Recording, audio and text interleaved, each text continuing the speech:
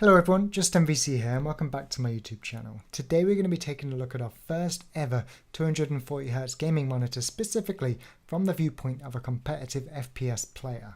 The Viewsonic XG2530 is a 25-inch or 24.5-inch viewable 1080p super high refresh rate native 240Hz monitor with support for up to 1 millisecond response times through its Rampage response on-screen display control. Now it's an AO Optronics panel with support for AMD's FreeSync, meaning providing you've got an AMD graphics card, you'll be able to remove tearing by syncing your FPS output to your monitor's refresh rate. And it also has support for up to 16.7 million colours through 6-bit with FRC dithering. Out of the box, Viewsonic, at least to my eyes, have done a very good job with in-house calibration, and combine that with the very light to medium anti-glare coating make for a great experience that won't require much tweaking. Now the monitor is 100 by 100 VESA compliant, so you can add your own stand, but the one included is designed for ergonomic comfort and productivity.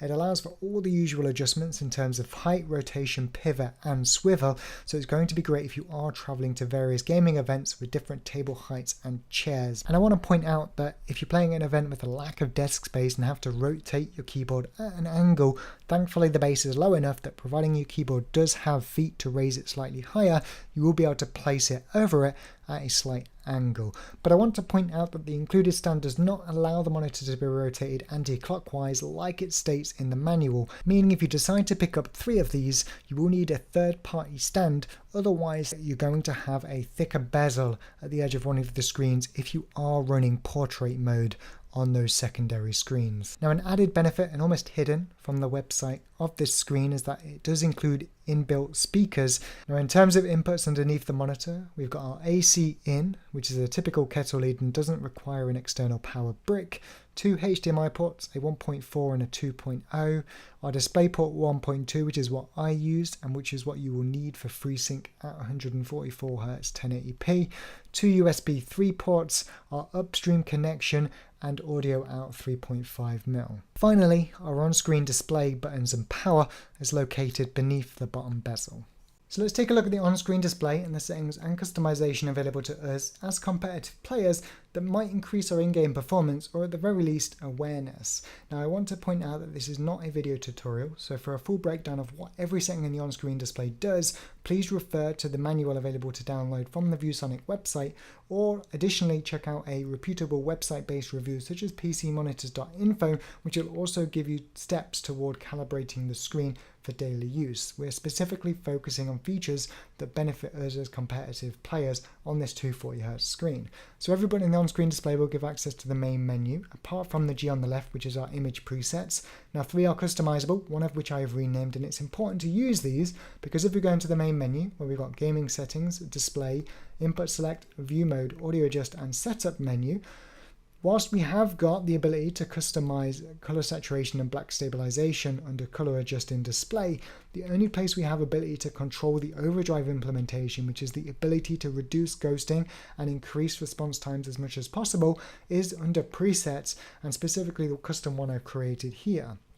So in Rampage response, out the box it's set to faster. You just want to go ahead and increase this to fastest. It reduces the ghosting even more without introducing inverse color ghosting, at least from what I could see on things like Test UFO and in-game for Counter-Strike and Quake Champions. We've also got, if we go back in, monitor hertz cap, leave it at 240 for the lowest input lag. Black stabilization, which we've got 22 levels, designed to increase the brightness in the dark areas without affecting other areas of the image. You're going to want to customize this from game to game, so you've got 3 presets to work with. I would have liked access to this and color saturation from a quick menu, but regardless, you're going to want to combine this with some amount of color saturation to get the best out of it, because it's not as black as white as not affecting other areas of the image, and this is effectively your grayscale. So if I go all the way back down to 0, it basically becomes a black and white image, and I've increased this from 50 to 60 for myself.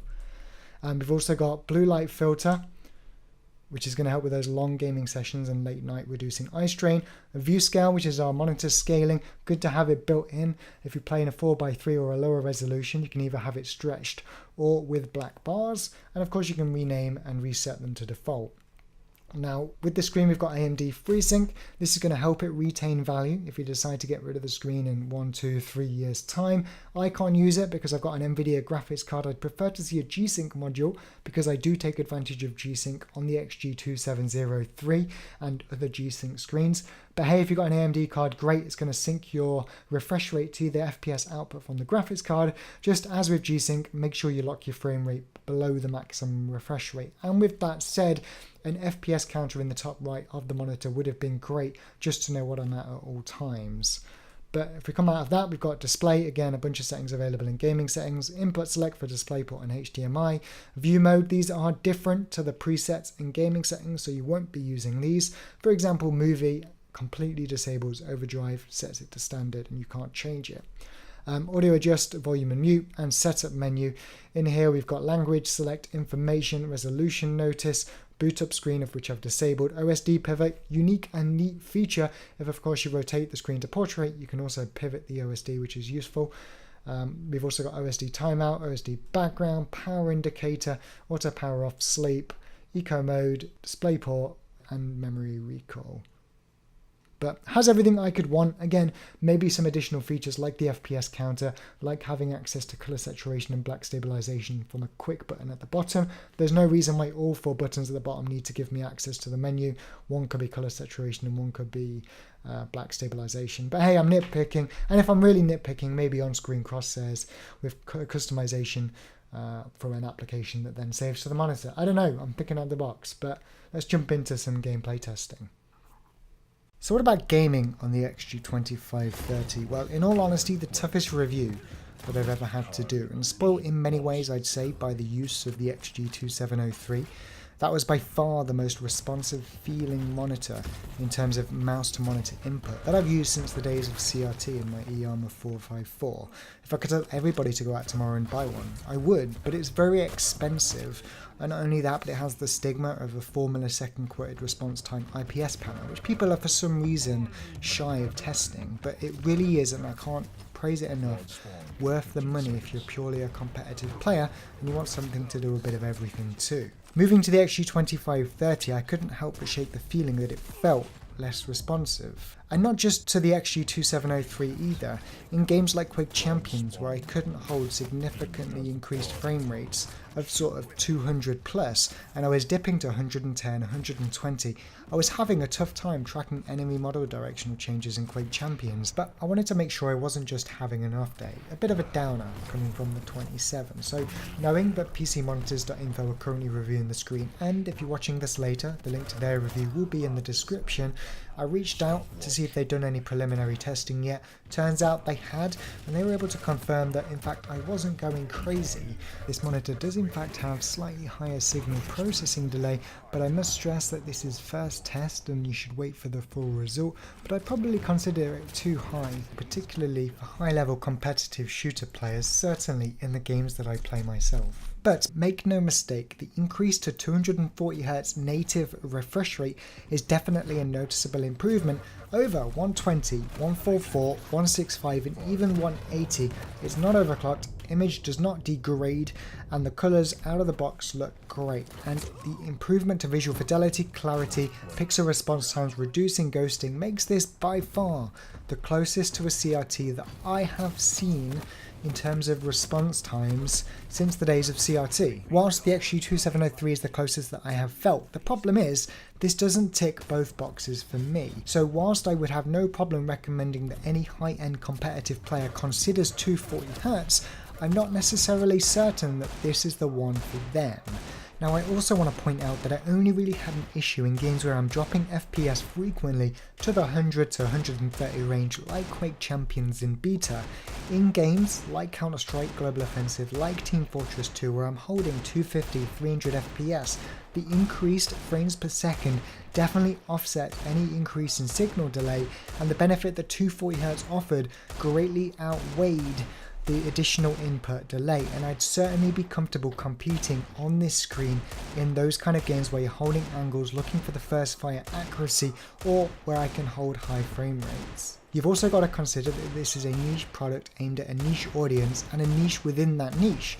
Some 240Hz screens have AMD FreeSync, some have NVIDIA G-Sync, which just happens to have ULMB blur reduction up to 144, and others have BenQ blur reduction, by others I mean Zowie, that supports blur reduction up to 240, but no FreeSync or G-Sync. And at 240Hz, where you lock your frame rate a few below to avoid the input lag, you're locking it at like 238 FPS, which by all accounts is some of the highest frame rates you're ever likely to see in any game outside of maybe, again, CS and Overwatch, but certainly even there you might consider running it at all times. So for me personally, I'm looking at a G-Sync 240Hz screen for my use, and this isn't it. So whether this monitor or another 240Hz monitor is for you will largely come down to the additional features you want, because let's face it, all the different monitor manufacturers effectively use the same panel.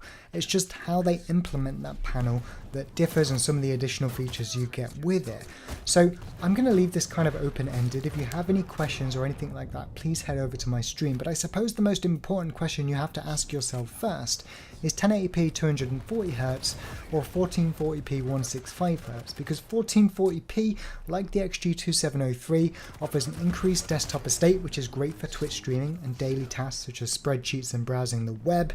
You've got a full 8 panel with fantastic colours, great viewing angles, and just an overall a great experience that even upscales well to 1440p from 1080p. Whereas here on the 1080p 240Hz, if you've already got a high refresh rate, low input lag screen, all you're really paying for is the increase of visual fidelity from 240Hz. It's still a TN, it's still an LCD with sample and hold blur. It does have AMD FreeSync, which arguably would help retain its value if you pick it up and decide to sell it later on, but that's about it really, particularly as a competitive player. And I guess I'm a little bit disappointed because I really loved the VX2268WM. I wanted to love the VG2401MH, but it had a bit of input lag. They fixed that in the MH2 with a low input lag mode. I then tried the XG2730 recently. Absolutely fell in love with that, and I expected more of the same with the 2530. And whilst it did improve on the 240Hz department in terms of visual fidelity and that ghosting and pixel response from 120 to 180Hz, it's definitely one of the best performing in almost every area. And for 99% of people, you probably get on just fine with the screen, particularly if you've got a high performing optical mouse with a 1000Hz polling rate and an up-to-date sensor. But for me, it just didn't quite keep up. For that reason, it's not something that I could consider using moving forward, and I ideally hope they add a G-Sync module into their next revision, which will hopefully as well reduce that input delay and make it a screen suitable for me, because that's what I'm doing these reviews for in part. I'm looking for a new screen to use, and right now it's that 27-inch IPS or potentially a 240Hz screen with G-Sync. But I've been MVC, hope you've enjoyed the video. If you have any questions or comments, leave it below. If you've enjoyed the video, please give it a thumbs up or interact, even a thumbs down if you hated it. It all helps, and I'll catch you next time. Take care.